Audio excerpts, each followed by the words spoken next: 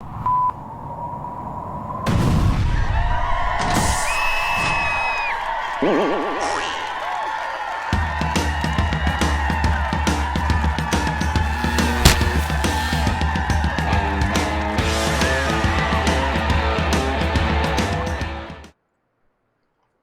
everybody. Welcome to another Comic Source Comic Boom collaboration. This is part 2 of your DC Spotlight for the week of August 24th, 2021. If you haven't checked out the other episode yet, no worries. It's not in any particular order, but we covered half the books from this week in part 1, and now we're going to talk about the rest of the books. So it was interesting that as we were winding down on episode 1, Rocky was saying that he felt like this half had the better books. I was kind of like, half and half maybe, but I guess we'll see. As I'm kind of flipping through to get to the credits page on these ones, I'm like, oh yeah, maybe these all, with the exception of one, I think that really didn't do much for me. I think that maybe you're right in hindsight. So anyway, let's dive right in. The first book we're going to talk about is Robin number 5. It's from writer Joshua Williamson. We have art by Gleb Melkanov. Colors are by Luis Guerrero. And letters are by Troy Petrie. And the Lazarus tournament is about to start. What do you think of this issue, Rocky? I'm actually going to. I'm gonna actually let you start this one off because I've got I only got like halfway through it, so you can start me off on this.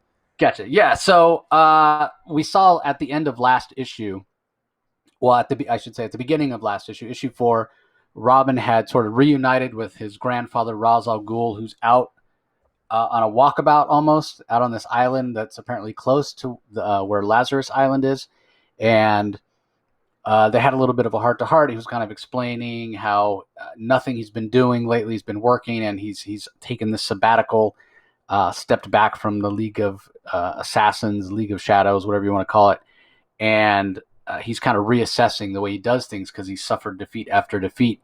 And he's looking at Damian, as this legacy character, someone who's supposed to carry on his name, his mantle. And he's sort of giving Damian advice, like, don't take things for granted. Don't take things so seriously. Be open to adaptability. You never know what's going to happen. So it was an interesting dynamic between grandfather and grandson, but it maybe wasn't as emotionally impactful as maybe Williamson thought it could be, just based on the fact that this is a bad guy. This is Ra's al Ghul, like who's really caring that much about his feelings. So I don't know. I had sort of mixed feelings about it, and the Robin title. The whole reason I picked it up, and I talked about this when it first got announced, was for Connor Hawke, and we've gotten very little Connor Hawke, and the Connor Hawke we've had doesn't feel like any Connor Hawke I've ever read about in a DC comic previously. So that being said, I've been continuing to read it, and we saw at the end of last issue, Robin was trying to figure out how to get back to Lazarus Island when all of a sudden all the other members of the Bat family, with the exception of Batman, showed up to confront him and say, hey, it's time for you to come home, basically. They were able to track him down because he's been off the grid. He's been missing. Damian has. So, cue this issue with the requisite, what do they call it? Rooftop race, which apparently they haven't had in a long time. So, I sort of feel like people like Dick Grayson and Jason Todd, they should be able to catch Damian. They have more experience. They've been doing it longer. And I know Damian was trained from birth or whatnot. And I guess in a way, Dick does sort of catch him at the end and then sort of lets him go. But I don't know. It was inconsistent, this issue. I felt like the pacing was up and down, and it felt sort of like a fill-in issue. And again, I go back to the fact that I was picking this up because I wanted to read more about Connor Hawke. And Connor, I think, shows up for like 1 or 2 panels in this issue. And like, this is issue 5, and the tournament still hasn't started yet. Finally, on the last page, we get a big 2-page spread saying, next issue, finally we get some fights. So, if anybody's been reading this hoping for like a Mortal Kombat type of feel, or what's the Jean-Claude Van Damme movie, Kickboxer? No. Bloodsport. That's Yeah. what it is. If anybody's been waiting for that, okay, start with issue 6 because now we're finally going to get some battle. So I am kind of looking forward to that. Maybe it'll get back to the feel of what we thought it was going to be, and the first issue kind of had that feel. Maybe an Enter the Dragon where these people are going on a boat to an island and there's going to be some big tournament, and then it's all been build up so far, and we haven't really gotten much. But I will say, in fairness to the creative team, that the couple of moments that we have here, one between Damian and Jason Todd, and another really important one between Dick Grayson and Damian, they played pretty well. Damian is still a punk. I still don't really like him. And Rocky and I have talked in the past about how we feel like Joshua Williamson has sort of de-evolved him. He was further along as a character in terms of he wasn't as big of a jerk, and he seemed to be maturing. And it feels like Josh Williamson has rolled the clock back a couple of years. Like maybe he didn't bother to read anything that had Damian in it the last couple of years because he seems to have gone backwards in terms of his emotional maturity. But there's a cool moment between Dick Grayson and Damian, probably the two members of the Bat family, other than Bruce Wayne himself, obviously, who were closest to Alfred. And being that Damian was there at the moment when Bane snapped Alfred's neck, obviously it's still a point of trauma for Damian. And it's kind of weird. Like at some point, they're going to bring Alfred back, but how do they do that and when? And I still sort of question the idea, because it was supposed to be a big fake out, right? The way Tom King wrote it. And then DC editorial goes, no, we like that. We like that you killed Alfred. Let's leave him dead. That decision still baffles me. I don't understand the reasoning behind that. I mean, Alfred's not one of these characters like that drives the narrative of the Bat family forward in such a way that, okay, if Alfred's dead, we've got this whole treasure trove of stories, this new path of stories that we can go down. You can do things like show how it affects Dick Grayson or show how it affects Damian, but it's not like you can build a story around that necessarily. Yeah. And if you do, it's kind of a one-note story. Well, here's the story about how Damian's affected by Alfred's death, or how Dick is affected by Alfred's death. That's It's not like if not that they killed Batman, but when Batman R.I.P. when Bruce Wayne was sent back through time, that drives the whole corner of the Batman universe, right? You can tell all kinds of stories, Battle for the Cowl, and stories about the villains and the power vacuum that's left in Gotham City after Batman leaves. Like there's a lot of stuff there with Batman gone. And apparently, speaking of Batman being gone, it's they're not done with that either, right? Because we've heard about this new event, Shadows of the Bat, that's coming later this year.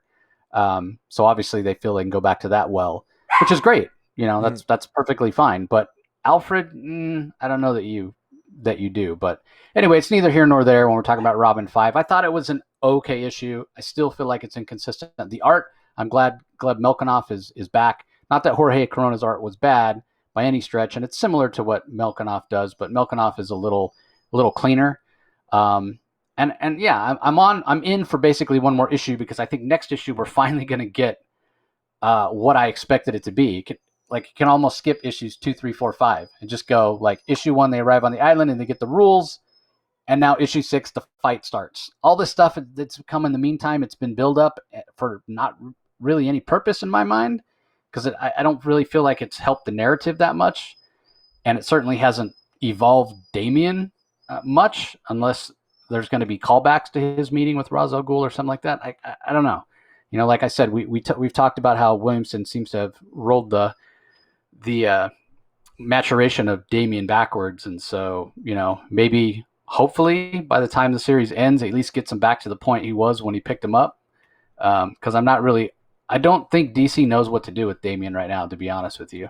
I really don't. So anyway, yeah, it was just okay for me. What'd you think?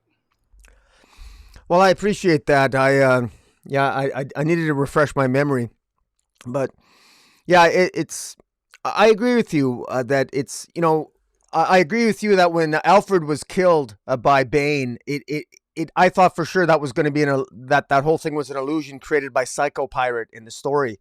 And I still insist in my mind that would have been the outcome had DC not insisted to leave Alfred dead. And But having said that, given that it is now an established continuity, Damian, it's not just that Damian witnessed Alfred's death. It is actually largely Damian's fault, frankly, that Alfred was killed, because it was Damian's impulsiveness that invaded Gotham, despite the fact that Bane had a Gotham Girl there making sure that no superhumans could invade Gotham. And it was Damian's arrogance that ultimately got Alfred killed. I mean, I hate to put it so bluntly, but that is kind of the truth. And that guilt, I'm sure, would rack on a young boy's brain. I love Nightwing in this issue. You touched upon the character moments. I won't touch too much on it, other than to say that if anyone can relate to Damian, as Nightwing points out to other members of the Bat family, Damian is younger than we are. He's going through what we've all gone through. Who are we to point fingers? Let Damian find his own path. This is Damian's journey, and Nightwing even winks to Damian when he says, Damian, please don't run. But then he winks at Damian, and Damian takes off to make his way back to the tournament, where ultimately at the end, it doesn't appear to be much of a tournament, because when she says, let the tournament, when the mother says, let the tournament begin, they all just run toward each other to fight. So it doesn't really seem like a structured tournament where they're just going to run at each other and kill each other. But in any event, I think that I think writer Joshua Williamson probably needed to do this to maybe get his own handle on the character a bit. They're probably, I took issue last in Robin issue 4 when the Bat family showed up at the end. I thought it's kind of a filler, and this is kind of a filler issue. On the one hand, it is kind of nice to maybe get a little bit of perspective, because, this seems to be sort of a trope that all members of the Bat family goes through, but Damian is somewhat at odds right now, and he's kind of a mixed bag, and he's been pushed and pulled and written in different directions, but consistently he always seems to be kind of the jerk, and he always seems to be embracing the darkness, and he always seems to be narcissistic, but whereas he used to, when he was in earlier issues in Rebirth, Damian used to be he came across as a more entertaining character, almost sort of lovable, the young narcissist. But as he's getting older now, and he's however old he is, he seems older, some of that narcissism comes off, and it's not funny anymore. It's not cute. He's coming across like a jerk. So warming him up a little bit, making him a little bit more of maybe a likable character, I think is a good idea. And I think that's what Joshua Williamson has done here. Hopefully this is a softening up of Damian a little bit and makes this a little bit more of a hope-filled narrative. But we'll see where it goes. But overall, I didn't mind this. Even though it was a filler issue. Yeah, they've all been.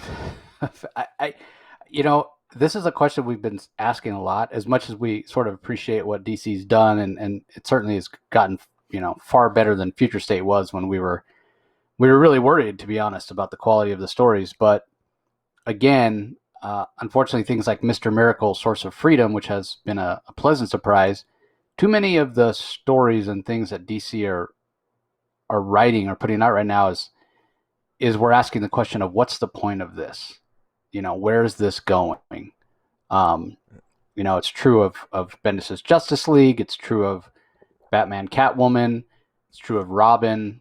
It's true of Checkmate. So yeah, it's a little frustrating. I mean, I don't want to have, obviously I want it to take me in surprising places, but it doesn't feel like there's a point to this story yet. Like, at least give me an idea of what the goalpost is. Like, where are you trying to bring us to? You don't need to tell me everything that's going to happen along the way. I'll enjoy that as it's being read. But I don't even understand the point of this book. And then on top of that, we have the winner of the DC round. Speaking of tournaments, we have the winner of the DC round robin tournament, Robins, by Tim Seeley, coming up. That's going to basically have a bunch of the characters that we saw in this rooftop race, all the Robins sort of teaming up. So DC is all Batman and Robins all the time. Oh my God. Yeah. There were several articles written about it when the November solicits came out, because something like 54% of the books for November either starred Batman or had Batman in the title or were, Batman family books. I mean, that's insane to me, the amount of Batman. It's just ridiculous. So anyway, on to the next book, not Batman. but rather Superman, Son of Kal-el, #2, from writer Tom Taylor. John Timms is the artist. Gabe Eltab is the colorist. Dave Sharp on letters. I thought this was better than... I mean, after the first issue, where I sort of had mixed feelings, I was sort of worried, but I think I even used the exact phrase in Tom Taylor I trust, and he didn't let me down. I thought the second issue was a big improvement, but what were your thoughts on this one, Rocky? One of my biggest complaints last issue, it wasn't a complaint, it was an observation, is that I said I really hope they give him a secret identity. I wanted the return of the secret identity, and lo and behold, if that isn't exactly what we got here, or at least an attempt at a secret identity in the guise of Finn Connors. And it's funny, this really starts off with Jon Kent, after he's watching a YouTube channel about asylum seekers fleeing the island state of Gomorrah. He's exploring a new secret identity and attending his first day at Metropolis College, and his new identity is this Finn Connors, and he has Batman and Oracle pull some strings and go to all this trouble to create this new secret identity for him. And of course he hops in his 2003 Cord Motors Jeep, which I think is, I'm assuming, I didn't know Ted Cord owned a automobile manufacturer, but I guess Ted Cord does. But so some interesting little Easter eggs there. But it doesn't go well. I mean, as Finn Connors, he shows up at school and seems a little bit tropey here. Tom Taylor, what are the odds on the first day at school? There's literally a school gunman shows up, school shooting. I thought this was... in the U.S., the odds are pretty good. yeah, I suppose maybe that's not tropey. I don't know. It's like, it's like another school shooting. Yeah. But I mean, he stopped 67 bullets, and and it's interesting that the school gunman wrote the words thoughts and prayers on the bullets that he was going to use to kill all the students. And this is actually pretty dark, for an issue that has its bright spots. This was kind of a darker aspect when you looked at the school shooting. And it was also a little bit disappointing that this is Superman, this new Superman's first day with a secret identity. And I was a little bit disappointed that he didn't find a way to preserve his secret identity. How many times did a young Clark Kent have to run off to save the day? And he always managed to salvage his secret identity. And Jon Kent loses his on day one. Dare I accuse this young Jon Kent of being fairly incompetent? He's got super speed. I should have thought he would have been able to pull this off. But again, I get it. The whole point of this was to show that they're that's why I say it feels a little bit forced. I think Jon Kent is actually more competent than this, but I understand why they did it.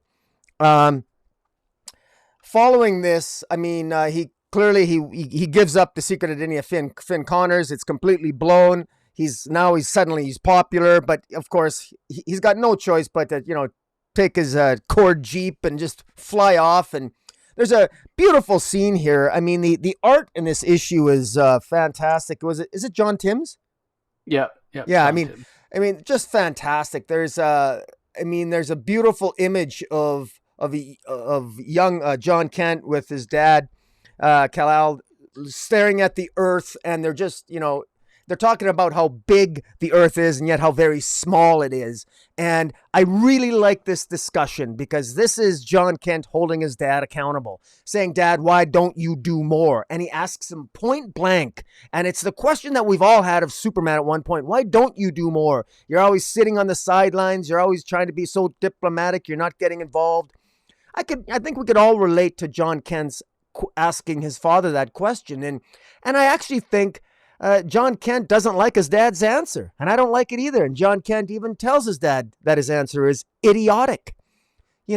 His father says, I think part of me holds back because I wasn't born here. I can help, but I can't lead except by example, which is all a bunch of nonsense. I actually don't believe any of that. I actually think his father is being a little bit of a cop-out, if I'm being honest. But you and I did review this same week. Superman was proactive in the pages of Action Comics, or between the Atlanteans and the U.S. government when he took the Genesis fragment. So Superman is capable of maybe crossing some lines and putting his foot down when he wants. It's a question of choice. And ultimately, that's what Superman or Kal-el tells his son Jon here. It says, look, it's up to you. You can make different choices. And if you make different choices than I do, I'm going to honor that. And he gives his son a gift, takes him to another fortress, the second fortress in the Arctic Circle in Greenland, the second fortress of solitude. And he bestows upon him, sort of like the passing of the torch, another sort of a costume that his Jon Kent's grandmother made. And it's just some really good character moments, and I think necessary dialogue between father and son that I thought really drove things home. And ultimately, while he takes that with him, Jon Kent then watches, I guess the equivalent of a YouTube program called The Truth, where this individual, who we later hear his name is Jay Nakamura. He's a pink-haired YouTuber with a broadcast program called The Truth, and he's broadcasting about asylum seekers who are trying to find refuge in Metropolis, or trying to make it to Metropolis from the island nation of Gomorrah, which is controlled and ran by President John Bendix, who is the same John Bendix, I think, of Stormwatch, and who created Midnighter and Apollo. Henry Bendix, right? Henry Bendix. Sorry, yeah. Thank you. Henry Bendix. And in any event, Superman, Jon Kent makes the executive decision. He's going to help these asylum seekers. And he does precisely that. And he rescues them. The art here is fantastic by John Timms. I wasn't a big fan of John Timms' art in Future State. I gotta say, I wasn't really a big fan of this more slender, angular sort of drawn Jon Kent. I like the more muscular version, which is his father. But this Jon Kent is growing on me here, and that's thanks to the art of John Timms, which I'm slowly getting accustomed to. So I got no problem admitting that this art is growing on me, much like Riley Rosmo's art is, although they're very different. In any event, great ending, just great moments here, where Jon Kent burning the handcuffs off these asylum seekers when they get to Metropolis. Police are arresting them. But you see even the police giving Superman, Jon Kent, the benefit of the doubt, saying no restraints. The young boys you can see that they look up to Superman. And ultimately, when he's looking over Metropolis, he is confronted by this this individual, Jay Nakamura, who is that pink-haired YouTuber who works for people who, they're glad to have had Superman, Jon Kent, intervene on their behalf.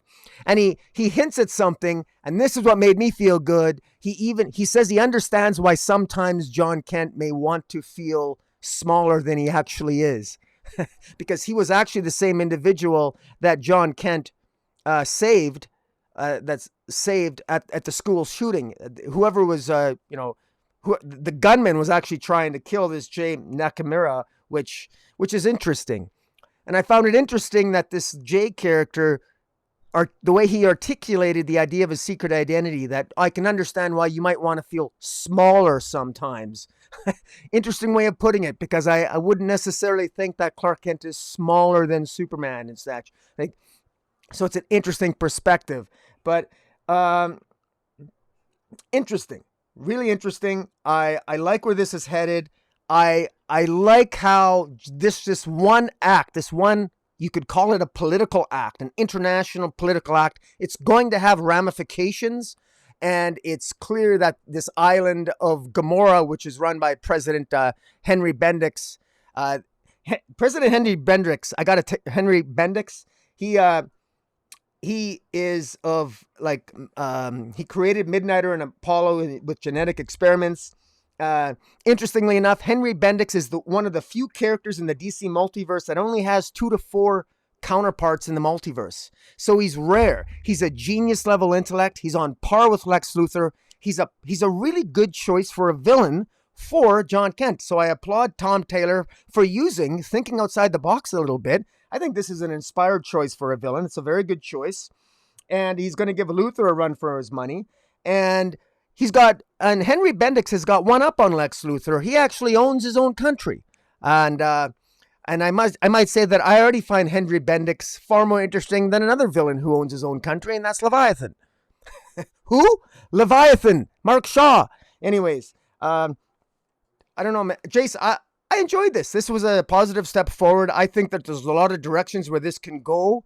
And I'd be nitpicking at this point. This is too early for me to prejudge this in any negative way at this point, even though admittedly I did do that in the first issue. So I got my foot in my mouth. But what'd you think?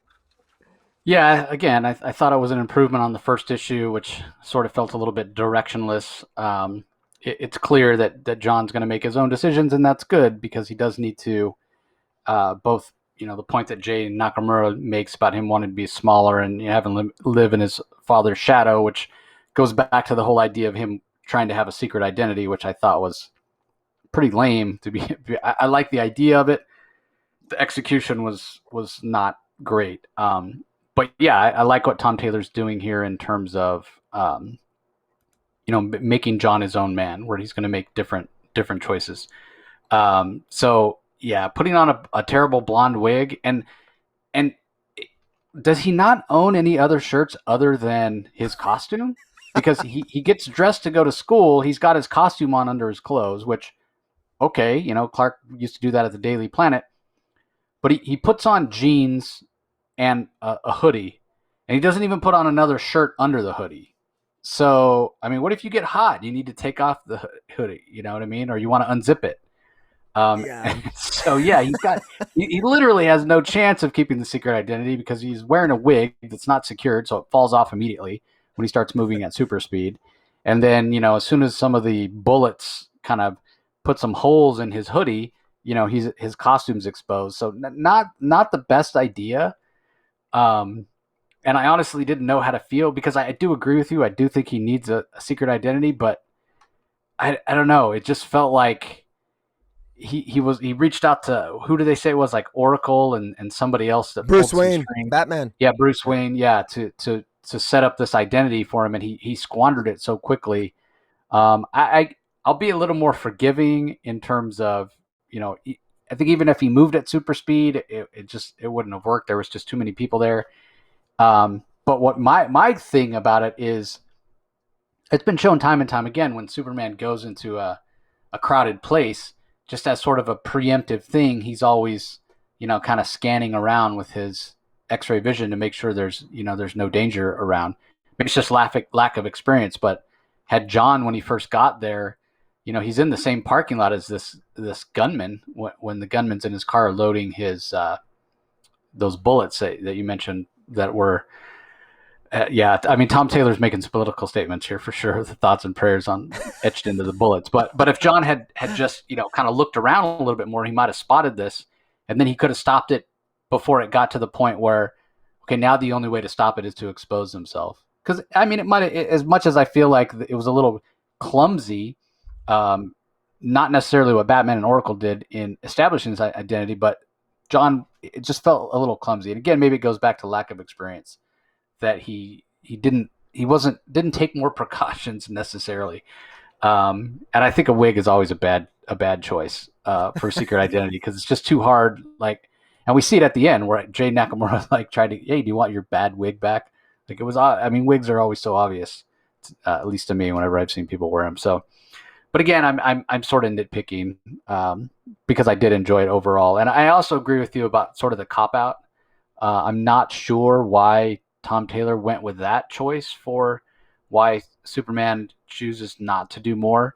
In my mind, I've always felt that the reason that Superman chooses not to do more and tries not to make decisions and be so heavy-handed, make decisions for other countries or other people or groups, is because it's a slippery slope, right? I think of Maestro, right? The Marvel supervillain that the Hulk eventually turns into.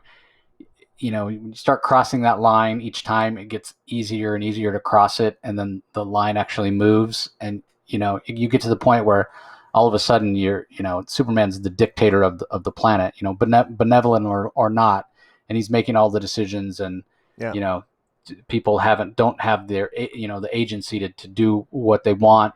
They become complacent, all of a sudden, no, Superman will protect us. Superman will do it for us. And then, they're not, the human beings as a race are not evolving. I feel more like that's a What do you think, reason. Chase? Do you think, I think that there's a lot of potential here for conflict between father and son moving forward, because I don't care. I don't care. Yeah. I mean, there's no question that I think moving forward, Kal-el and Jon Kent here, I mean, they could have a serious coming to blows if Jon Kent is going to become more and more proactive. I mean, Superman is not used to doing that. So, that isn't necessarily a surprise, and it's probably something they've already talked about editorially. They could be looking at, okay, when Superman does come back from War World and sees the things that Jon has done while he's been gone and whatnot, there could be potential for big conflict there. And the other part of it is that why it was mentioned in Infinite Frontier Zero about the potential for Jon Kent to become a despot, right? That's right. So I think the seeds. I think DC editorials already thought about that, and I agree with you 100%. So yeah, overall this was an improvement on issue 1. I'm sort of curious. Jon Kent is definitely, in my mind, coming out of the shadows of his father, sort of getting his own agency and becoming his own hero.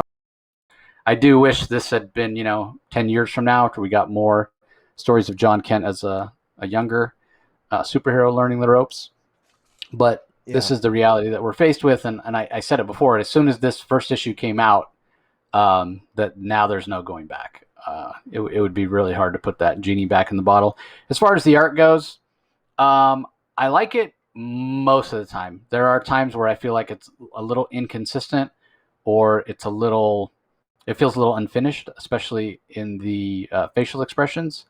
But again, I'm nitpicking here. I think overall the art is pretty solid, and I think especially the color work from Gabe Eltab is very good. And I agree with you 100%, Rocky, on the Henry Bendix being an excellent choice for a villain. If I have any concern, it is that he is so Lex Luthor-like. But right down to the bald hair. Yeah. He's basically he was basically the Wildstorm universe's version of Lex Luthor. So there are a lot of parallels there. But I think he's different enough, and I think Tom King's a talented enough writer to... Tom Taylor, you mean? Tom Taylor, right? Sorry, Tom Taylor. I do that all the time. I'm not the only one. Yeah. Happens all the time. But anyway, yeah, Tom Taylor's a talented enough writer, and that I think he can separate him. And I agree. I think he's just that genius level intellect. And in a way, to me, Lex Luthor will always be sort of the evil businessman, the evil tycoon that he was sort of established in the Byrne run. In a way, Henry Bendix is a lot more malevolent. And I know Lex Luthor got a lot more malevolent and outright evil when Scott Snyder turned him back into a villain after Jeff Johns, which I love Jeff Johns, but to me that never worked or made any sense. Him trying to turn Luthor into a hero and making him part of the Justice League after the what's it called? The evil. Oh my God! The crime syndicate. What? Yeah, the crime syndicate story, Forever Evil storyline. Yeah, that just never worked. Never worked for me. Yeah. But certainly in Scott Snyder's Justice League run, Luthor was much more back to his evil machinations. But still, I don't think he's not up to the level of evil that Henry Bendix. Henry Bendix is just he's a bad guy. If you've ever read any of the Wildstorm Authority or Stormwatch, I mean he takes no prisoners. He doesn't care. He's not one of those, because in a way Lex sort of wants power for power's sake. It's all about feeding his ego. Bendix, he wants to control everything. Like he wants to rule because he thinks he knows best. It's different motivations, and I think that's the biggest difference between the two villains. So I agree with you, Rocky. Like when I saw it was Henry Bendix, I was really excited. I was like, that is an excellent choice. Leave Luthor for Clark, and let's go Henry Bendix for Jon Kent. That's a really good choice. All right, on to the next book I want to talk about. It's Icon and a Rocket, Season 1, Number 2, from writer Reginald Hudland. Pencils by Doug Braithwaite. Inks by Andrew Curry. Colors by Brad Anderson. Letters are by Anworld Design. We get a little bit of an origin here, a little bit more backstory for Icon, which I appreciate. It's a little bit of a jump forward from the first issue where we saw Rocket basically meet Icon and appeal to his better nature to get off the sidelines, to quit hiding, help clean up the neighborhood, and apparently they've been doing that for a while, and now they're starting to see some consequences to that, both in terms of the neighborhood being safer and other people in the neighborhood feeling like they can now help. We see just regular citizens telling drug dealers and whatnot, hey, this is our neighborhood, get out of here, we don't want you here. But we also see the police worried about Icon and Rocket and the sort of the taking the law into their own hands approach, the vigilante approach they're taking, and that's causing some problems as well. But above that, we see that Icon, and this is where the sort of recap comes in, Icon has been on the radar of the government, the American government, before, and they're worried about what he represents. And we meet this guy named Mr. Smith, who's now going back to his previous name, which is Benedict Lord, and he's the one that has faced Icon in the past, because apparently he's very, very long lived, and he gives sort of the origin of what happened. We saw in the first issue about how Icon's ship, the other members of his race that were killed, and he crash landed, very, very Superman-like, crash landed in a field. And then when one of the slaves on the plantation touched the ship, that's where he pulled the genetic information of what he looked like, transformed himself into a little baby, African-American baby, because obviously the slave was African-American. I still have questions about where the extra mass went, but that's neither here nor there. Comics, I guess, because he's a big giant alien, goes down to a small baby. Matter can be neither created nor destroyed. But anyway, like I said, neither here nor there. We get the sort of backstory of Lord that he's had and run-ins he's had with Icon over the years. The only and it's great. It's all done really, really well, and the artwork by Doug Braithwaite is fantastic. We learned the true disposition of Jefferson Davis, which I thought was really, really cool as well. Dare I say, it's a little political in nature, and you would expect a book like this to be that. So I appreciated all that Hudlin did. Yeah. But my one thing that, and again, this may just go to the way when you look at right versus left, or however you want to look at it, conservatives versus liberals. So obviously this guy's really powerful, right? Like Icon is really powerful. He's been around for a long time, and the government certainly knows that he exists. Augustus Freeman, he has his own company, he's or his own law practice rather, and they're basically coming to him saying, hey, we know you do this from time to time. You become a little more active, a little more socially proactive, and you need to knock it off and keep your head down. Augustus Icon doesn't want to do that this time. He says, no, I'm going to keep doing what I'm doing. You guys can't control me, basically. And it seems to come from a place of fear, really, why the government wants to control him. But my question is this. As powerful as Augustus is, this guy, Mr. Smith or Benedict Lord or whatever name he's going by now, he seems to be just as powerful if he can take on Icon, and just as long-lived. So is it just because Icon just happened to take on the sort of genetic framework of an African American that he's got to be controlled, but then the government's giving all this power and agency to this Benedict Lord guy who seems to be almost as powerful, maybe just as powerful, maybe more powerful, we don't know. But because he's a white guy, like I just didn't understand that. Like why is Augustus Freeman a threat that you need to solve, a problem you need to solve, when Benedict Lord is not? And in fact, you're giving even more power to Benedict Lord in terms of giving him this ability to operate and giving him all these resources to go after Icon, to go after Augustus Freeman.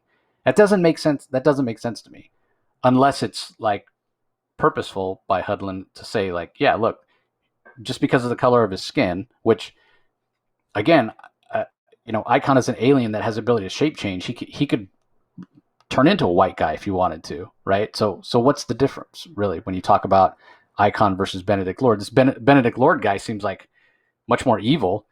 Yeah, well, he even describes his powers. He says the powers that Benedict Lord has, he describes his own powers as, he says, I have the unique ability to detect the presence of those from another world who would hide among us.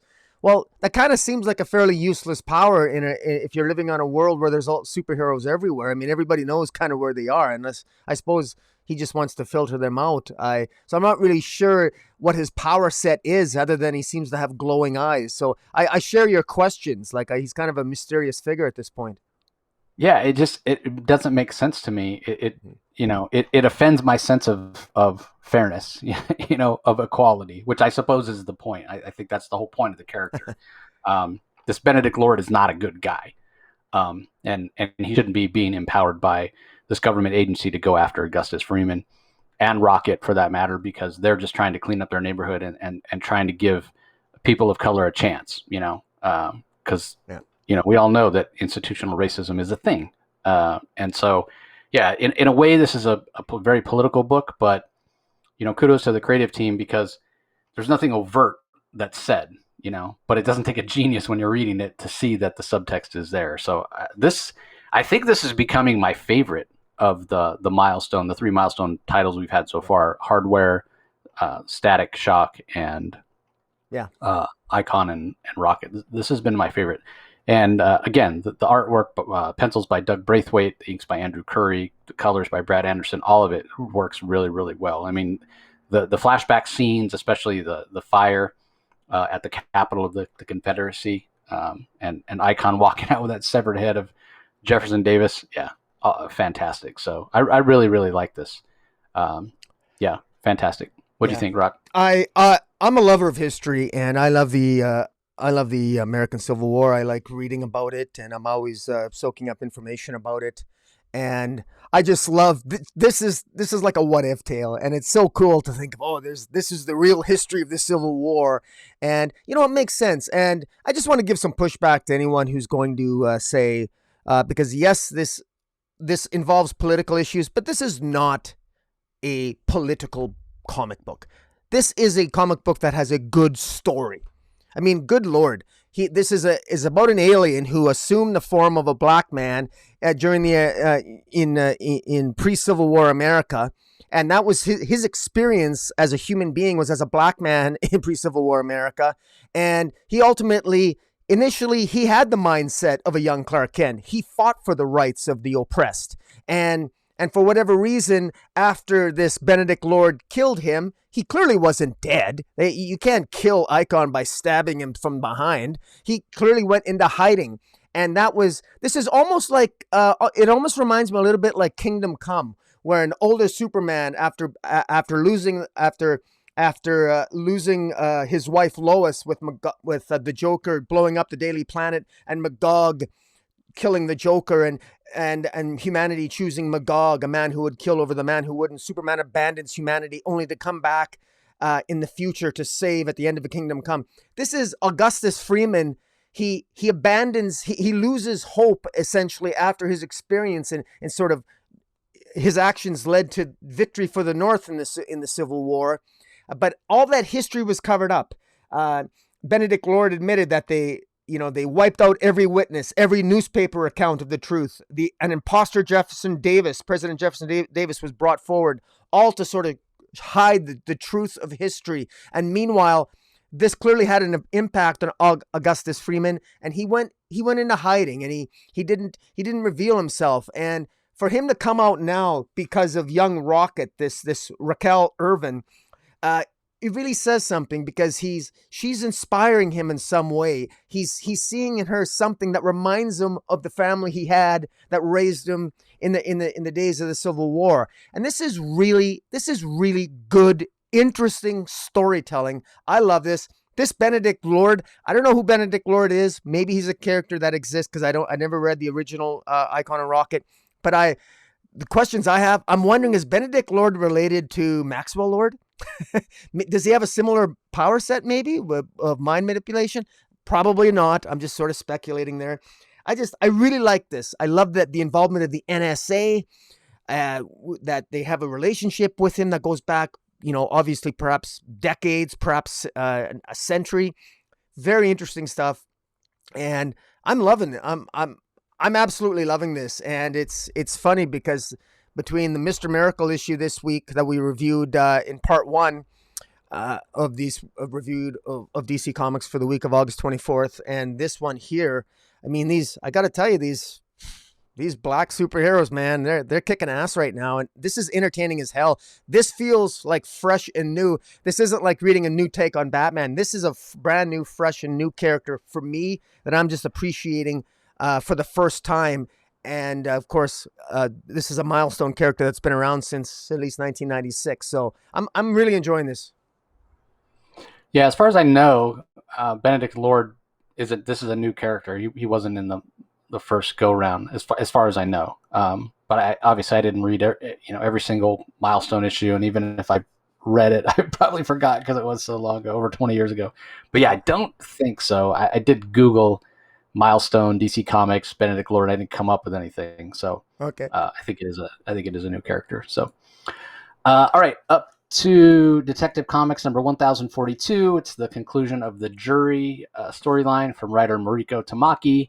Victor Bogdanovic gives us the pencils. Daniel Enriquez and Bogdanovic are on inks. Jordi Belair does the colors. Aditya Bidikar on letters. And then there is a Task Force Z backup as well that we'll talk about.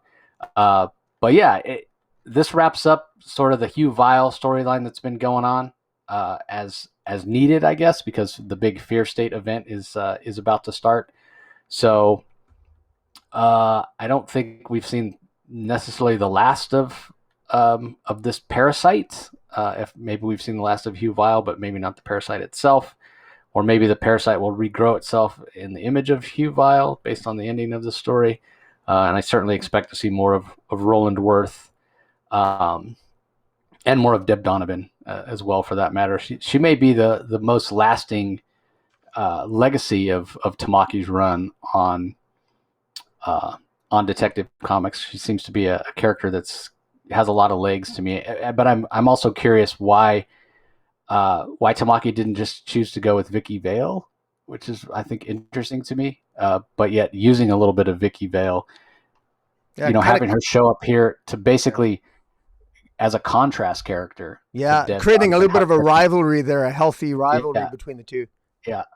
Well, and the other part is that Deb Donovan feels like a much more realistic character to me than Vicky Vale. Vicky Vale to me feels like almost like an imitation of Lois Lane, and doesn't really have anything, that's unique to her on her own. Whereas Deb Donovan feels like a much more realistic character with foibles and idiosyncrasies and whatnot. So exactly. But anyway, what did you think of this issue, Rocky? I actually thought this was a really good ending to it. I like the fact that Hugh Vile was actually a villain that was very interesting. And even though Hugh Vile supposedly dies at the end of this issue, it's the fact that he's infected with this parasite Batman has been infected by Hugh Vile, but it's mainly because the Penguin and Roland Worth basically took a portion of Hugh Vile's blood, I guess, and injected it into Batman.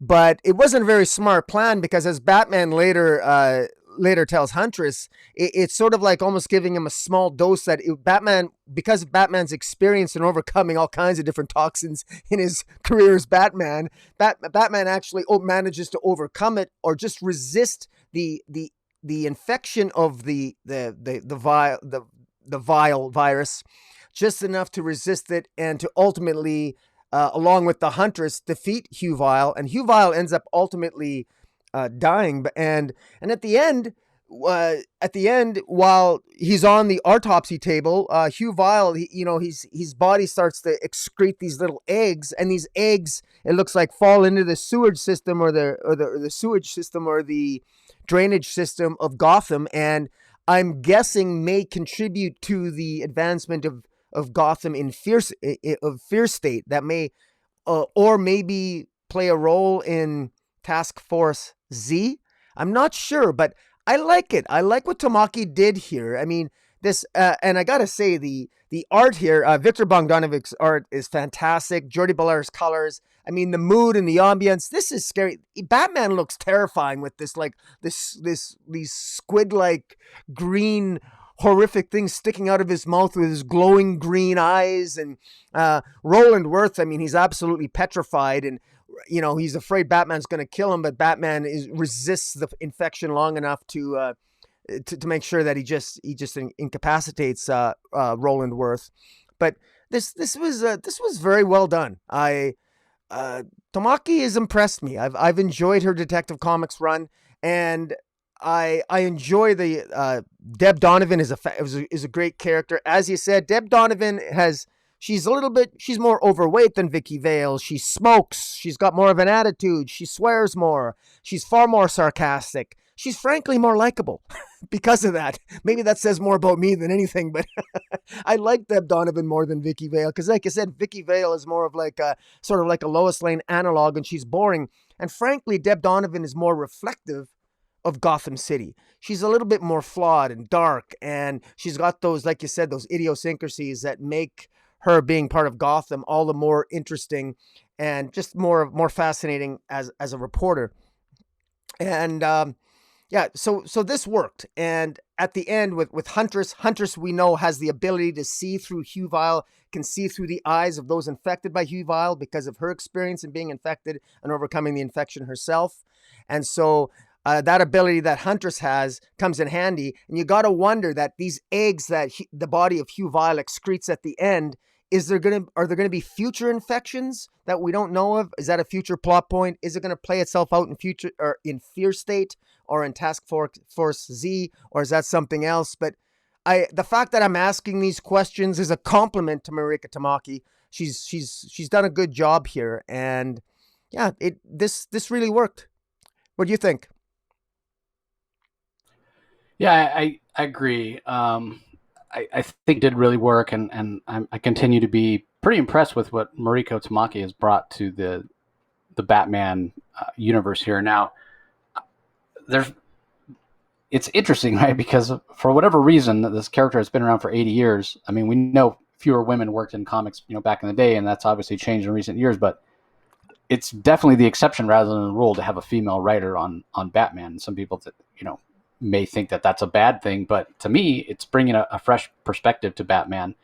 And we both really enjoyed the first arc she did about the neighborhood where it was establishing Bruce Wayne. And I'm a little disappointed that we haven't gotten more Bruce Wayne in the last few issues, but it made sense, and she explained why. Bruce Wayne was blamed for the death of Sarah Worth, and so to have him off the table, it does make sense. But I do sort of miss seeing, and I've talked about this in the past. I mean, in the era that, and even the era right before, really, even late 70s, early 80s, there was a lot of Bruce Wayne, maybe as much Bruce Wayne as there was Batman in the stories. And then in the era I started reading, kind of mid to late 80s, there at least was some Bruce Wayne. Nowadays, it feels like there's no Bruce Wayne. It's all Batman. And with 54% of the titles being focused on Batman, you think they could find some room for some Bruce Wayne. Where's Bruce? But yeah, I mean, come on. But that's neither here nor there. I think that Tamaki has done a really good job. If I had to nitpick on anything for this story going on so long, the way that it sort of ends with the parasitical creature, I guess, deciding to leave Hugh Vile and maybe go to maybe he realizes Bruce Wayne may be a better host long term, and it leaves Hugh Vile, and then Huntress just shoots it, and then okay, that's it, it's over.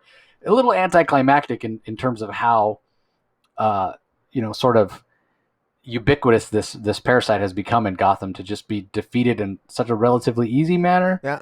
Or it might be that it's like the alien creature. It had laid its eggs in Hugh Vile, and so that's why it was leaving to die. Maybe it would have died anyway because Hugh Vile died, and then it was through Hugh Vile's death that the eggs became fertilized and hatched or something. Yeah, I don't know.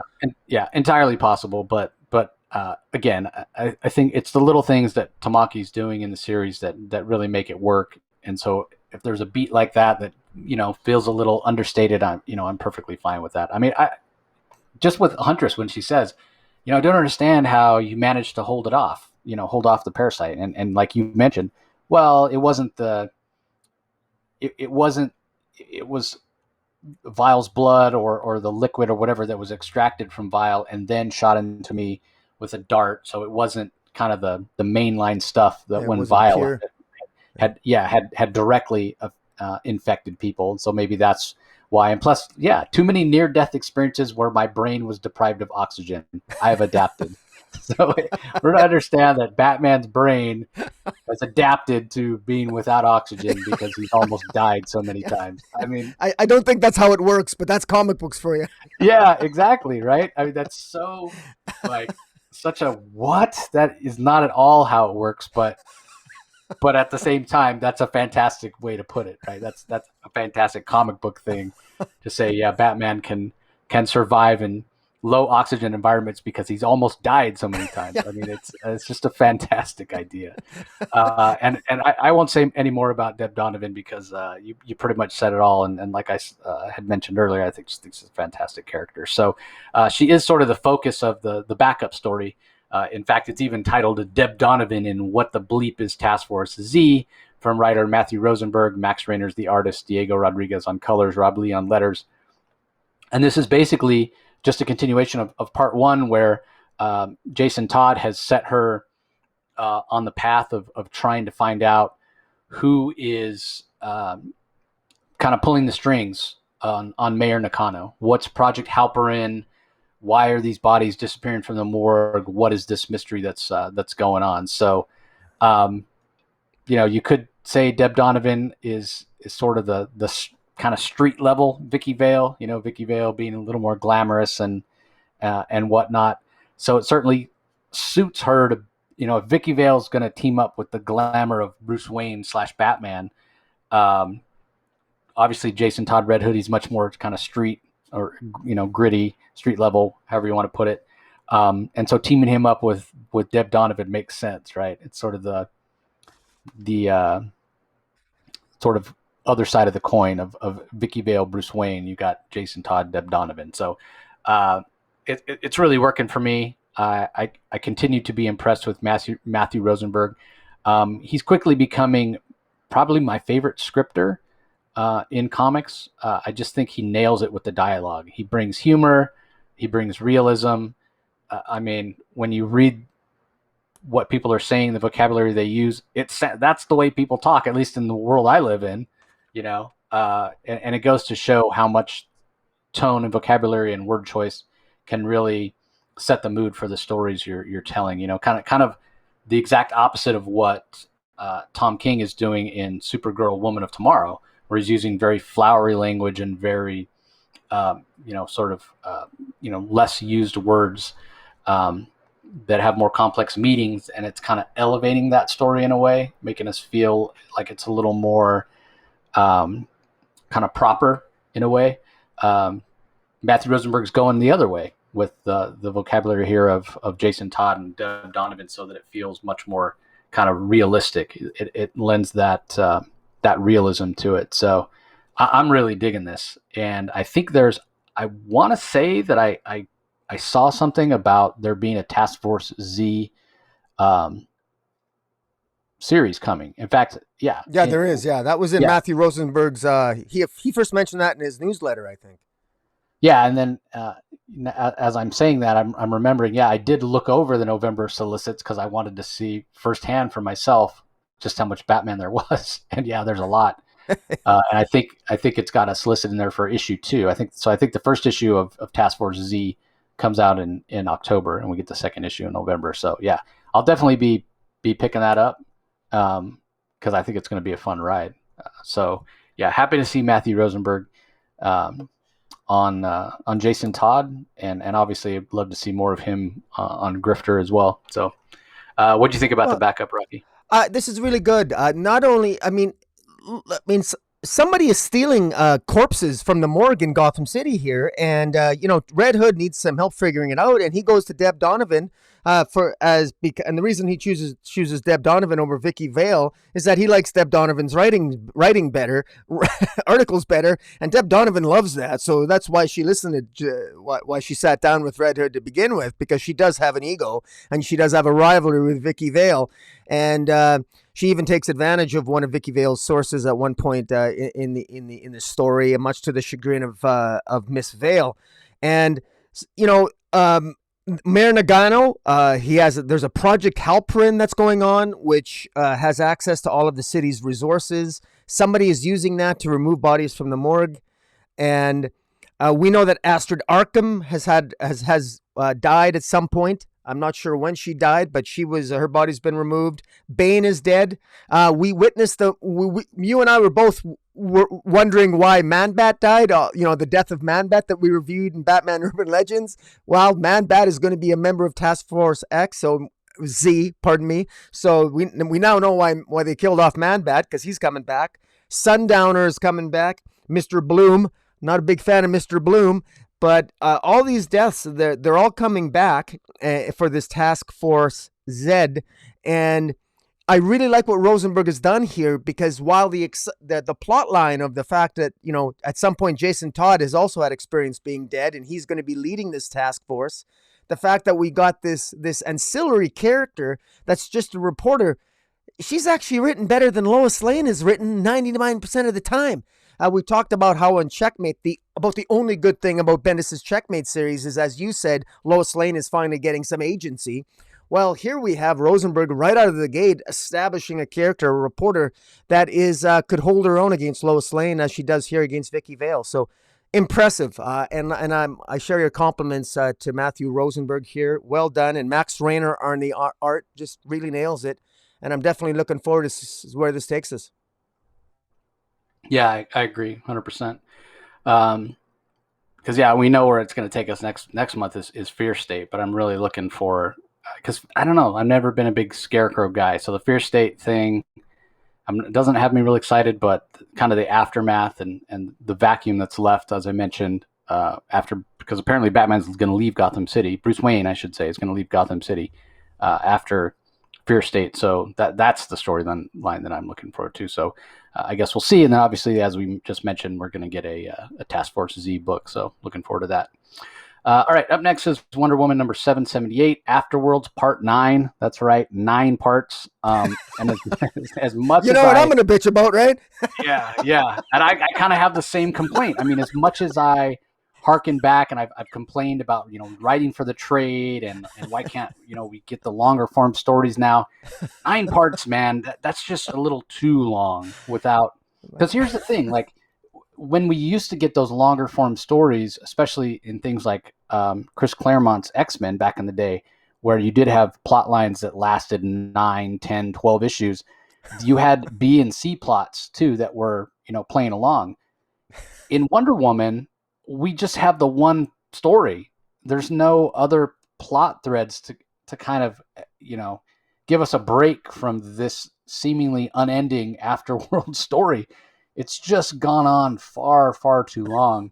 So it's written by Michael W. Conrad and Becky Cloonan. The art is by Travis Moore. Colors by Tamara Bonvillain, and letters are by Pat Brasso. And technically a very good comic, great cover. The color work is fantastic. Love Travis Moore's art, and he's a bit of a chameleon. He changes his style up a little bit here when they're in the 5th dimension. It's a little bit more cartoony, becomes much more realistic, and looks much more traditionally like Travis Moore's normal line work when we get to the Paleozoic era or something, like some back in time, prehistory is what they call it. And I'm secure enough in my masculinity to say that Travis Moore draws a very good looking Siegfried here, Yeah. or Sigmund. He's got the abs, he's got the chest. I can see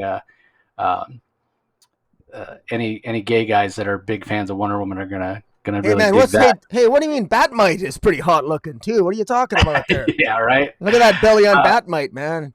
He's rocking exactly, exactly. But at the end of the day, it's like this is just another story in this series where I'm asking myself, what's the point? So they go to the Phantom Zone, and then they fight their way out of the Phantom Zone, and it's cool that they're in the Phantom Zone for the aspect that we get to see Zadu, the classic Superman villain, and that's kind of cool. But yeah, ultimately, they're able to leave without too much trouble, and then they end up in the fifth dimension, and we see Batmite and Mxyzptlk show up. Okay, that's what you would expect from the fifth dimension, and then they end up in prehistory. Like why is the story taking so long? Like I'm not sure. Again, I have to ask myself, what's the point of this? To just touch on absolutely every possible reality in the DC universe? In that case, we're going to be reading about, part number 378, yeah. after Worlds part number 378. It's just time to bring this home. It just feels like it's really dragging on at this point. I don't know. I'd be surprised if you feel different, Rocky, because Well, my God, man. Well, I will say this. First, let me backtrack a little bit. I think that what Becky Cloonan and Michael W. Conrad here as co-writers, what they're trying to do is that they are trying to have some fun. And they did have some fun in this issue, okay?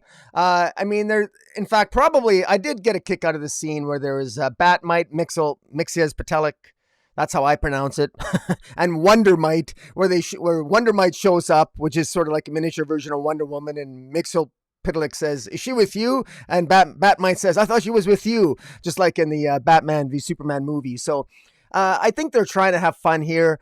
And look, this is part 9. Wonder Woman started off in Valhalla, ends up on Olympus, Graveyard of the Gods, Earth 11, Fairyland, in the Phantom Zone, the 5th dimension, and ends up in prehistoric Earth. She's been through, I just rattled off 8 different places that she's been over 9 issues. And the goal, the purpose here was I'm sure that the narrative purpose that Becky Cloonan and Michael W. Conrad had was to have some fun with Wonder Woman, have her in all these different locations and have her just do all kinds of different things as they're chasing Janus. And Janus is the god that's been split in two. And the evil side of Janus wants to find her way back to Earth Zero, where for some reason she has to be on Earth Zero to reshape the universe in her image, which seems really odd. There's all kinds of things I don't understand about the plot. For example, if Janus wants to reshape the universe, why does this half-god Janus need to be on Earth Zero? Why doesn't she reshape the universe or the multiverse when she's in the Phantom Zone, or when she's on Earth 11, or when she's in Graveyard of the Gods? Because what's so special about Earth Zero? Because guess what? We know from the Omniverse, we know that Earth Zero isn't special anymore. It's no longer the center of the universe. The Elseworlds is, and Earth Omega is the center of the universe. There's 2 centers of the multiverse, and Earth Zero is no longer special. So why does Janus, this god, have to make her way back to Earth Zero? Also, there's dialogue here, and there's speech. Wonder Woman gives a speech to Janus that doesn't make any sense. She goes on and talking about, if Janus wants to create a new reality, well, didn't the cosmic gods just do that? Why are they repeating the same plot point already? We have a lurking threat of Darkseid that probably wants to do the same thing. Why muddle the narrative? Why muddy the waters with another villain that essentially wants to do the same thing? And then, Wonder Woman tries to talk her down, and Wonder Woman accuses Janus of her vision being stunted by her inability to dream and of disregarding the past that's preventing her wisdom. What? What does that even mean?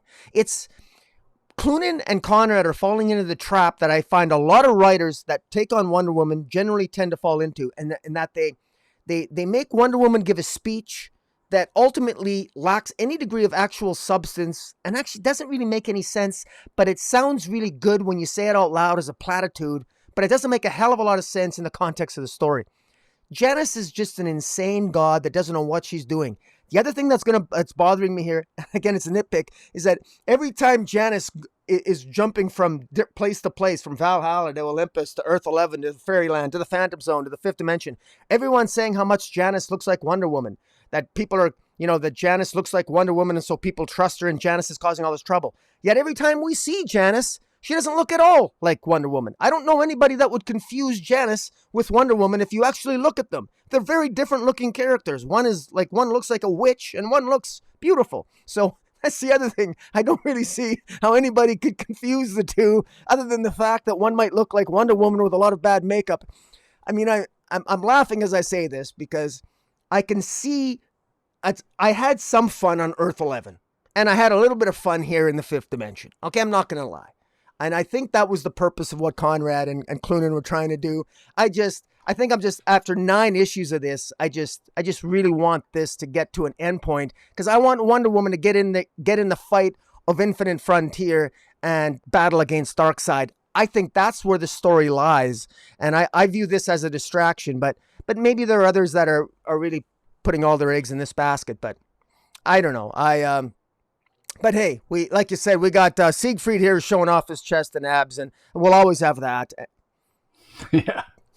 I mean, again, it's like when this was announced, we thought, well, they're taking Wonder Woman off of Earth because they want to make way for Wonder Girl, for Yara Flor, and also for Nubia to perhaps show up. Well, we know there's a Nubia series coming, but right now we have no Nubia. And Wonder Girl's been underwhelming, to be honest. So, taking Wonder Woman off of Earth Zero, to me, has created a vacuum rather than, letting the spotlight shine on those other characters. It just feels like there is no Wonder Woman, So it's been long enough. Let's get her back where she belongs, in my mind. All right. Up next, we have Superman versus Lobo. It's a Black Label book. It's issue 1. It's written by Tim Seeley and Sarah Beattie. Mirka Andolfo handles the art. Arif Prianto on colors. Fabia Amelia on letters. I am not a big Lobo fan. I've said that before. So for me, this was a bit of a chore to read. It's a big chunk of story. Get like 48 pages here. And I thought it was okay. I feel like if you're a Lobo fan, you're probably going to love it. I'm a Superman fan. I did not love it. And I also thought the Mirka Andolfo art was less clean than her art normally looks like. And there are a few pages where I thought the art just didn't work for me. Like Superman is on it, this full page splash. And the proportions just look so off to me. And Superman's face on that page, it was a little, pulled me out of the story a little bit. So I don't know. I think, again, if you're a big Lobo fan, you probably enjoy this. But for me, it was kind of a miss.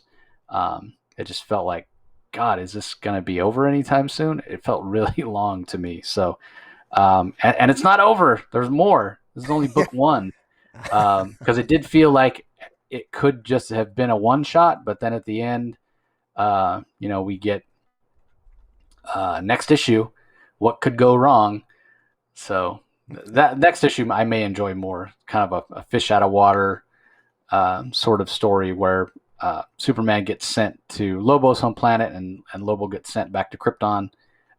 It's kind of an alternate reality. But I will say this, Tim Seeley and Sarah Beattie look like they're having a heck of a lot of fun writing it. So that does come through. But as a Lobo fan, Rocky, what'd you think? Did you enjoy this? I did. I did enjoy this. It was fun. It's funny. I forgot how much I missed the phrase "fetal's jizz." Fetal's jizz. I mean, good grief. I mean, your imagination can run wild. What is fetal's jizz? Who is fetal? And should we even think about it? It's just, but that's Lobo for you. Look, the first question I have here is actually, I'm wondering why this is Black Label. When I think of Black Label, I think of adult, I think of nudity, I think of more adult, sort of darker storytelling, or just a little bit more with an edge to it. there's nothing about this story that cries Black Label to me. This is a complete mislabel. Well, the other part of Black Label is it releases the writers from any sort of continuity restrictions. Not that there's that much right now anyway, but when Black Label was first announced, continuity was supposedly they were trying to keep continuity pretty tight at DC. So that's the only reason I could think of. They want to be sure to label this as, hey, this is outside of continuity, but now we know everything matters and nothing matters, so it's kind of not necessary. But maybe knowing this creative team, Tim Seeley and Sarah Beattie, who also do Money Shot for Vault, which is sort of this pseudo sexual comedy kind of thing, that there may be some more adult themes coming that need the Black Label title or imprint. Well, I kind of wish that's the case, because I mean, this is kind of it is kind of wasted if there isn't. The plot line here, I think, there's a lot of fun being had here. Superman is actually called out to space to fix a satellite array, a detection array station out near Jupiter. And while he fixes the space sail on this ship, on this space station, they pick up a distress signal from the planet of the planet called Telk. And Telk happens to be a resort planet where Lobo is sitting there relaxing, is having drinks, and there's this new creature from another area of the multiverse called Newman creature, which is a sole survivor from his multiverse. And this Newman creature starts attacking or sort of eating up this planet called Telk. And Superman goes there to investigate, and him and Lobo, who both happen to be sole survivors of their own planet. Lobo is the sole survivor of Zarnia because he killed all the people on his planet. Superman is the sole survivor of Krypton, and of course, this Newman, the villain, this villain or wannabe. I guess he doesn't mean to be a villain, but this like worm-like pink-looking creature is also sort of the sole survivor of its own universe. There's a side character called Dr. Flick. And this Dr. Flick is actually doing a thesis.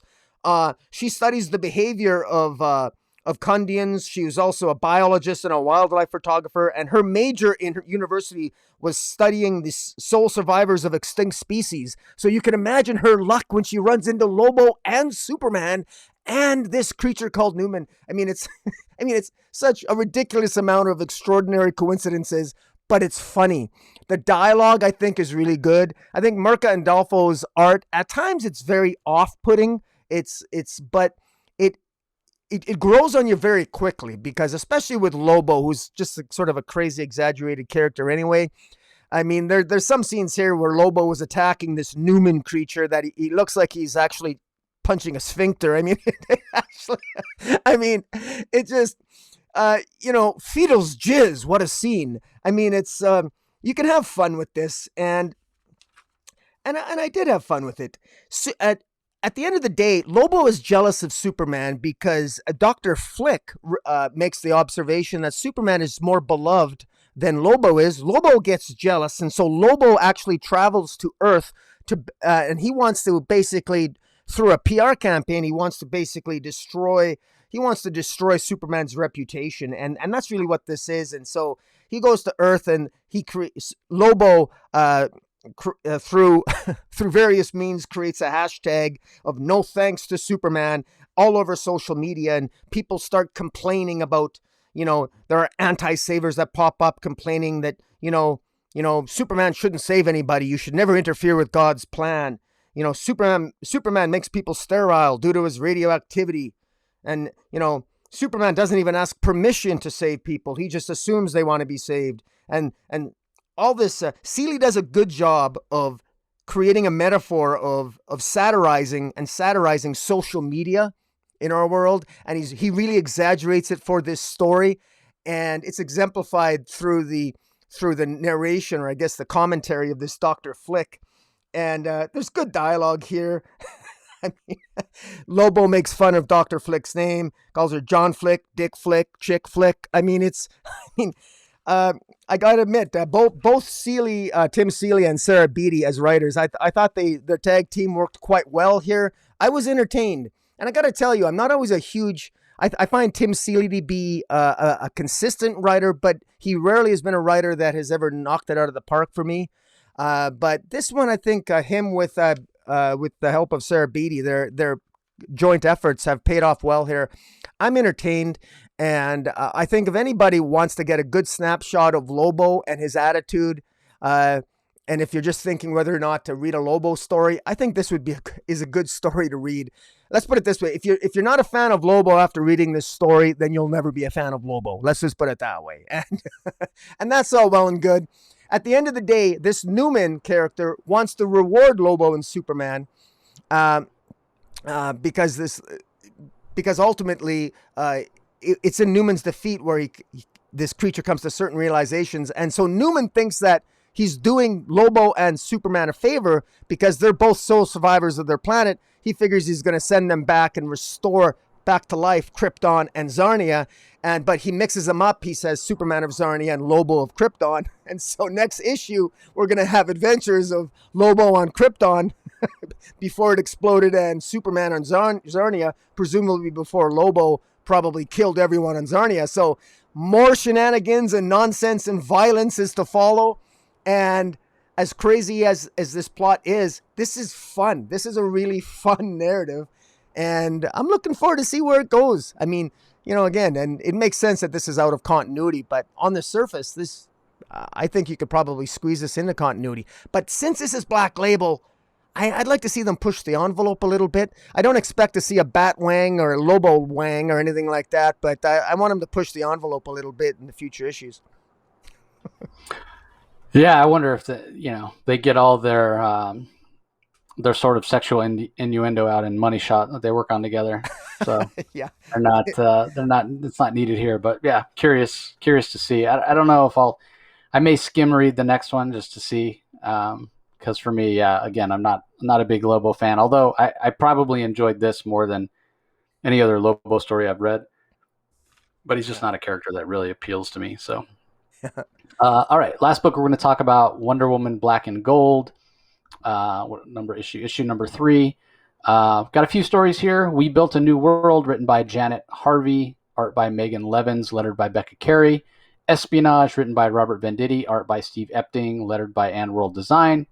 Beat the Heat, written by Paula Sevenbergen, art by Inaka Miranda, colors by Eva De La Cruz, and lettered by Pat Broso. Do No Harm, written by Nendi Okafor, art by Jack T. Cole, lettered by Rob Lee. And finally, The Stolen Lasso of Truth, written by Amy Garcia, art by Sebastian Fuamara, and lettered by Becca Carey. Overall, I felt like this was a pretty strong issue of this, but not to sound too much like a broken record, I definitely feel like these limited color anthologies have sort of run their course, and it's time to put them back in the box for a while. For me, I thought that the first story, which is basically a story of Wonder Woman and Steve Trevor, We Built a New World, and what you don't realize as you're reading it is it's almost like an in memory of a memoriam for Steve Trevor, because apparently he's passed on. So I thought that one was really good. It shows the relationship of Steve Trevor and Wonder Woman over the years. Plus, I thought that the art was really great. The espionage story by Robert Venditti with art by Steve Epting was solid. It feels very. When you're going to tell an espionage story, Steve Epting is the perfect. His style of art is perfect for that sort of story, which is kind of why, I think he was chosen to do the Action Comics run where Leviathan was introduced, and I sort of wish that he was still doing the story. I wish he was drawing Checkmate, because I think it would work better, even though there's probably no saving that story. But this was a fun story with Wonder Woman just basically holding out for as long as she needed to. It's also a great callback to to Mike Sikowski's run and Denny O'Neil's run in the early 1970s, with where Wonder Woman had the white jumpsuit and was based on Emma Peel of the 1960s TV show The Avengers. I absolutely love this. It's perfect. I would love to have an entire Wonder Woman series based upon the white jumpsuit era, the I Ching era, where she, there was Chinese mysticism and the I Ching and the martial arts and that Emma Peel Avenger slash sort of sensibilities of the early 1970s.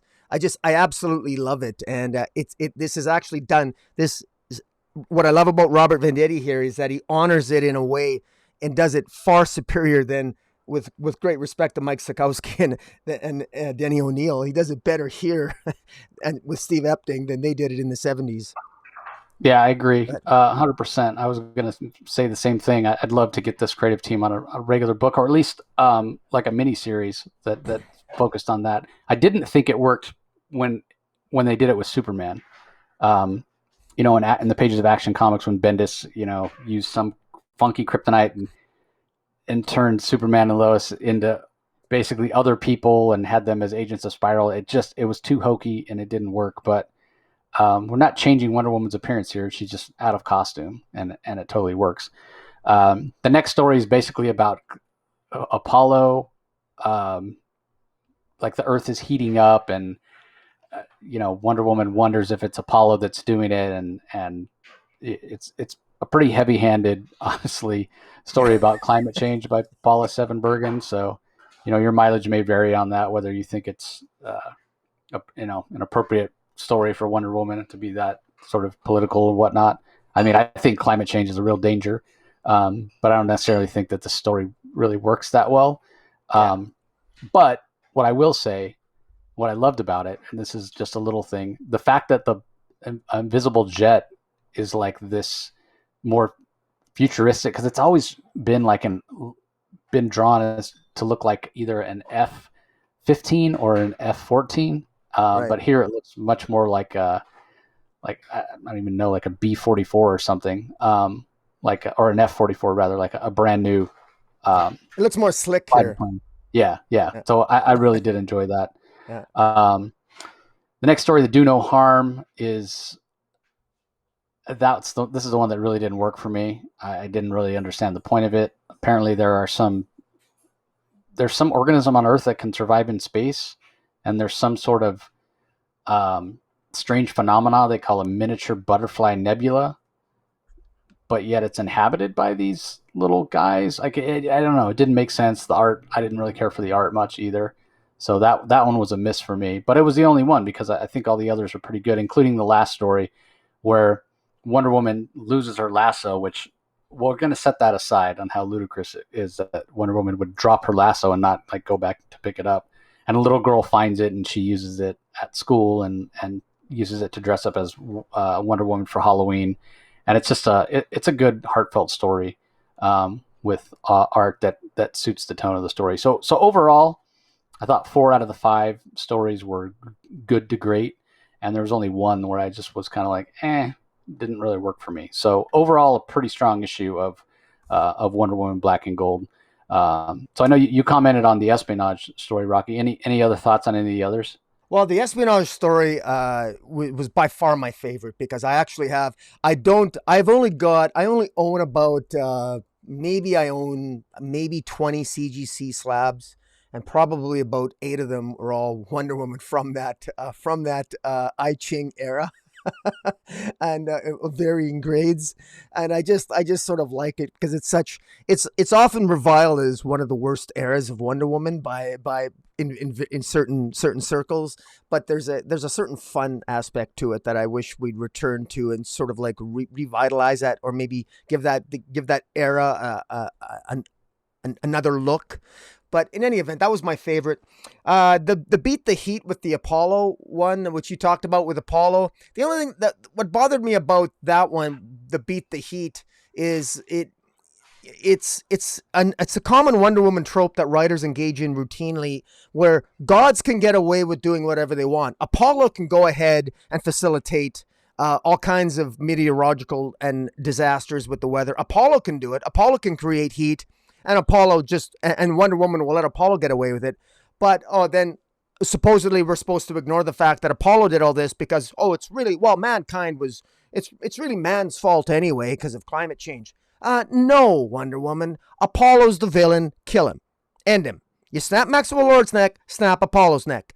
Now I'm on a soapbox here, but this is the type of nonsense that I can't stand. Wonder Woman has a double standard. It's okay if a god does it, but if humanity does it, well, then that's really bad. Well, why not hold Apollo accountable instead of just sitting there and having a conversation with him? That's my pet peeve. And it is a little bit heavy-handed, but guess what? I think one of my criticisms of Wonder Woman in a lot of her stories is that there's a lot of heavy-handedness and a double standard with respect to her gods, and that's been reinforced through multiple tales in this Black and Gold series, as much as some of them are just feel-good stories. The do no harm one, with all due respect to Jack T. Cole, I have no idea what do no harm is supposed to be. With it's just a pointless conversation between Vixen and Diana about doing no harm to a new, I guess, alien species or something, which Wonder Woman just almost apologizes for forgetting that, and it just, again, it seemed more like an experiment in a new artistic style as opposed to telling a story that actually had a point. I view with the stolen magic lasso story, where the young girl retrieves, finds Wonder Woman's magic lasso. Wonder Woman loses it in a battle, and she uses it, takes it to school, takes advantage of it, gets her parents to tell the truth, other students to tell the truth. I thought it could be different. It didn't really have. I don't know if there was really any lesson to be had there, other than the fact that this girl just wanted to be noticed, wanted to have some self-esteem. Is, again, a little bit tropey, but then that's exactly what these types of stories are. I actually thought the artistic style was actually fairly interesting. Bixie met, Sebastian Fiomar. I actually don't mind that artistic style. But beyond that, my favorite was the Espionage Tale by Robert Venditti, man. Put him on Wonder Woman for just 12 issues. I would love that. But I want to give a shout out too, Chase, if I might. We gave a tribute to Robson Rocha. I think we would be remiss if we didn't say that in this week there is a full page tribute to Robson Rocha, that artist, in every issue that comes out this week. He died a couple weeks ago from COVID, and I just wanted to mention that because we've been sort of breezing over it. I know I've been, we gave a tribute, I think, a couple weeks ago, but there's a wonderful tribute and a quote from Jim Lee paying homage to Robson Rocha. So, yeah, same. Basically, kind of dedication from Jim Lee that he put online when the news came out that Robson had passed away. That's basically the exact quote that Jim put on his Twitter and on his Instagram. So, yeah, I mean, it wasn't that I had forgotten about his passing, but this really brought it back home.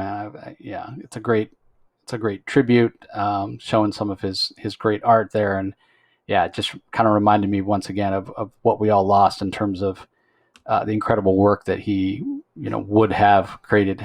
Was he if he had not passed away? It's tragic for him and his family. It's really too bad. I mean, he's in that same school with Miguel Mendoza and Steven Segovia and some of those guys that are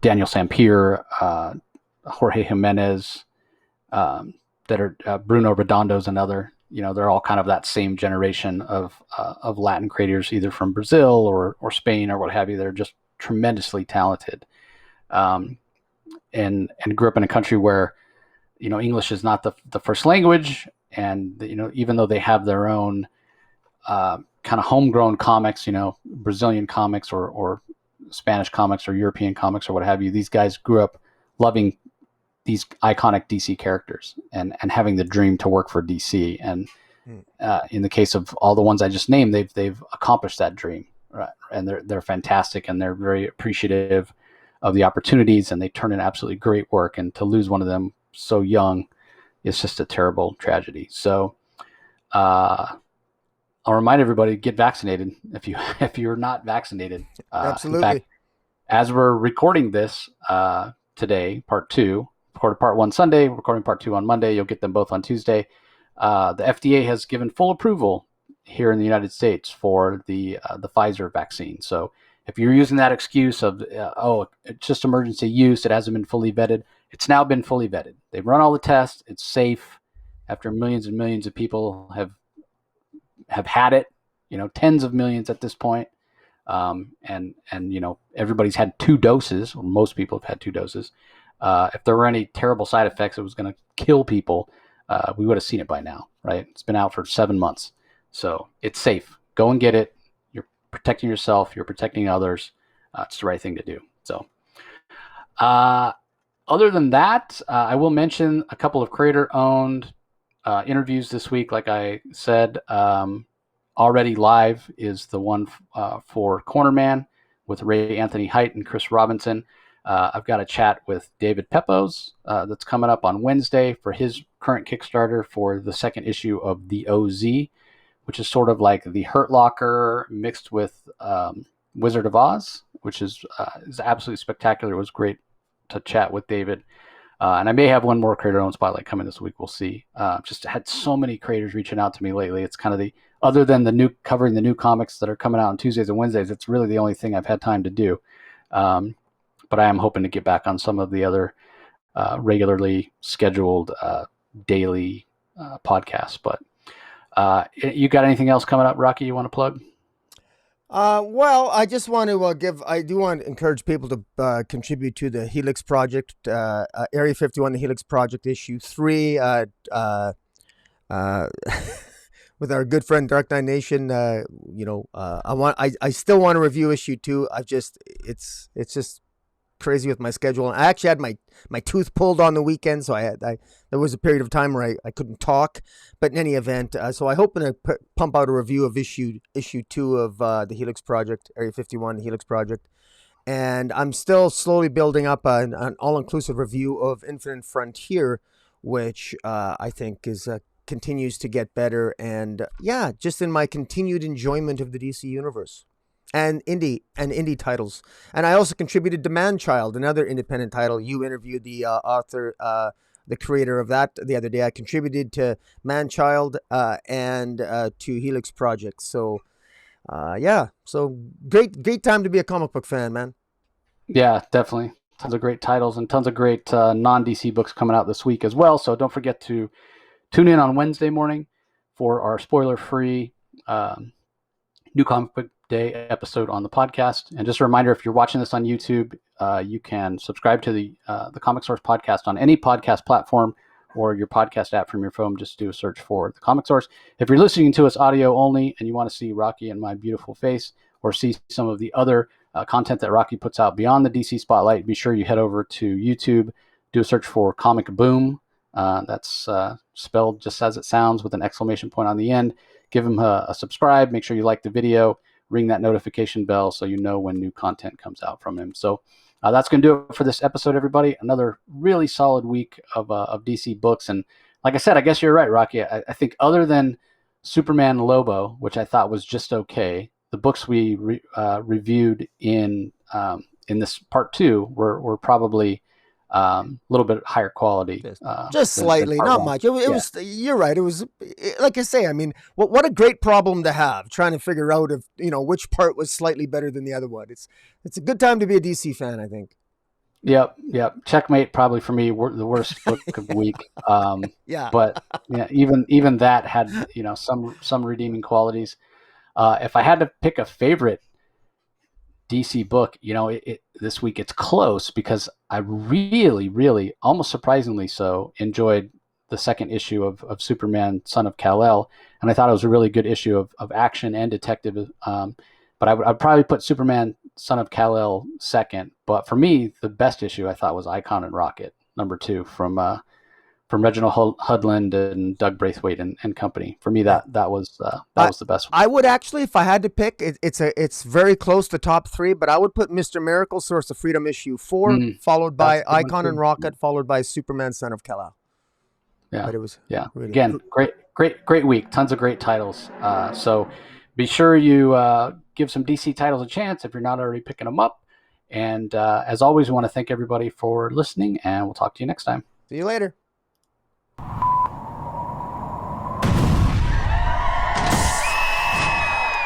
Mm-hmm.